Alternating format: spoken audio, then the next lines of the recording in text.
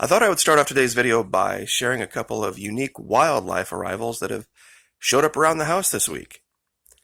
On the left is a purple five-lined skink, S-K-I-N-K. Now, the skink itself is not rare, but getting this close to one is. They are very reclusive. I've seen them from a distance before, and usually you get within 10 feet and they bolt. Unlike the other lizards, the brown and the green ones, which will literally run in the house and they're everywhere. So an opportunity to get a good up-close picture like this was something I could not turn down. They do get larger than most lizards and do hunt them and have a fairly nasty bite when they get up to about 6 or 7 inches long. This guy was maybe 3 on the outside. On the right is what I believe to be a squirrel tree frog. Now, tree frogs, of course, also aren't very rare in Florida. In fact, they're everywhere. But they usually stay near water sources. Gutters are a favorite, the side of the house. You'll see, of course, the glow on the eyes at night. This one was out in the middle of my yard. And I wish I would have had something to put down for reference. About twice as big as your average tree frog. This thing was the size of the palm of your hand, maybe a little bigger. So, and that you could see it from as far away as I was, just with the security lights, was another opportunity that I couldn't pass up. So, anyway, wildlife in Florida, it is a thing. Also wanted to share these 2 new masks, subtle forms of psychological operations, because we, of course, have a lot of people that don't believe masks are completely effective, and it's true. They're not 100% effective, 70 at best, but a lot of places are saying you need to wear a cloth face mask to walk into their establishments, which they have the right to do. They don't say what kind of cloth, though. So I guess you could probably just wear a lace veil and be fine, because it doesn't specify.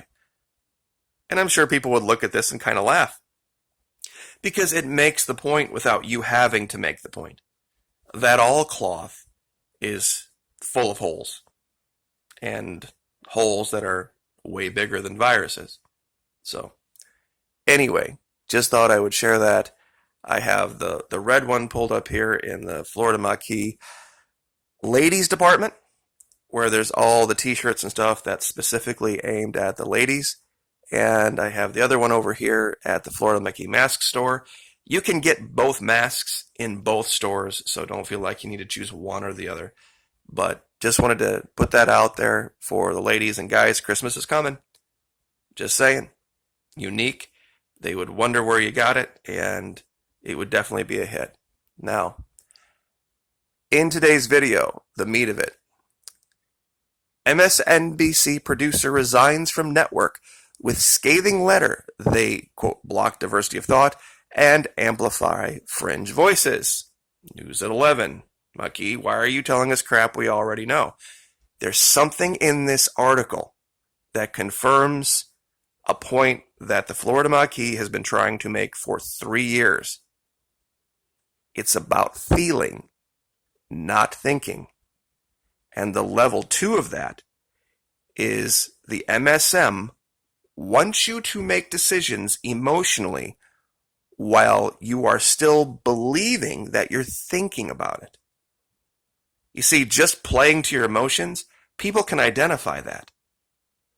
But when you can subtly play to someone's emotions so that they don't realize that they've gotten out of their thinking brain and into their feeling brain, that's the real key.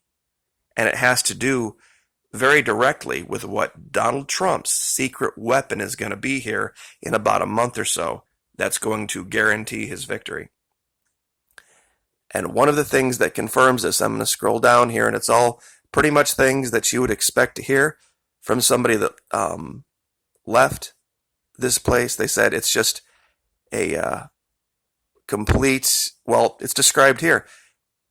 She then quoted someone she described as a successful and insightful TV veteran who said, speaking of the mainstream media, "We are a cancer and there is no cure, But if you could find a cure, it would change the world. You see, this is the thing that I have been trying to teach over the psychological operations section at the Patreon channel. It's about a feeling. It's not about a thought. It's never about information. The information is just a means to an end. And they say it here, quote, I've even heard producers deny their role as journalists. A very capable senior producer once said, quote, our viewers don't really consider us the news. They come to us for comfort. What is comfort? Comfort is a feeling. Now, with that in mind, Ivanka Trump is Donald Trump's secret weapon. I know a lot of people are already typing saying, wait, Ivanka Trump is no secret. She's hidden right in plain sight and nobody is seeing it. It's absolutely genius. Now, I borrowed this image just to make the point. This was, of course, Ivanka Trump, and I put Trump 2020 here. But what it originally said was the Goya beans, the Goya products. Remember the chief of Goya came out and said something positive about Donald Trump, and then AOC, Alexandria Ocasio-Cortez, decided to try to do cancel culture, and it failed miserably. And a lot of people like to laugh and say that was the case. They forget about this. They absolutely forget about this. And it's a fundamental thing that some people just can't really get their head around. Guys, I know you know it. Sex sells. It's just that simple. And when you look at the ticket, Trump, Pence, and everything around it, Melania, Ivanka, Donald Trump Jr., they just come across as more likable than Biden and all of his crew. They seem angry. They seem upset. They seem visceral and gaunt and just not something you want to see for 4 years. Seriously. When you look at them and you hear them speak, Alyssa Milano, same thing. Just screechy, nasty, angry, upset. It's just that simple. I know a lot of people think, there's a lot more to it than that, and they're going to cheat and all this. It's really not that complicated, guys. It really isn't. Advertisers have known this for a long time. 31% emotional content, 16% rational content. Emotional response to an ad has far greater influence on a consumer's intent to buy a product than the ad's content does. Now, look at the things they point to at the bottom. Pride, love, unique achievement, man's empathy, loneliness and friendships, memories, and of course they don't put down their sex, but it just is the case. But you notice none of those sentiments are negative sentiments. Negative sentiments make for great content on liberal TV stations, but they don't make great motivators for voting. Positive emotions are what motivate people. The emotion of likability is the measure most predictive of whether an advertisement will increase a brand's sales. And Donald Trump is a brand. You are a brand. We are all brand. We sell ourselves. Every time we go out into the world, at a job, no matter what we're doing. And this isn't new. I brought this picture up because there are many experts that believe Kennedy won because of the 1960 debate, where he just came across as suave and debonair, and he was tan, and Nixon looked gaunt and off balance, and was wiping his nose and shifting his weight back and forth. And this was 60 years ago. This was 60 years ago. This was the case. It's just the reality of people and how they operate. And I'm telling you right now, she has been around the country working on young voters.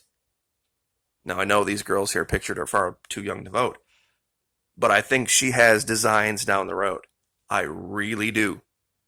I really do, because you can say it's not right. You can say it shouldn't be that way, especially you ladies I know are out there probably sitting there folding your arms and rolling your eyes. And it's just a reality, and I'm a realist.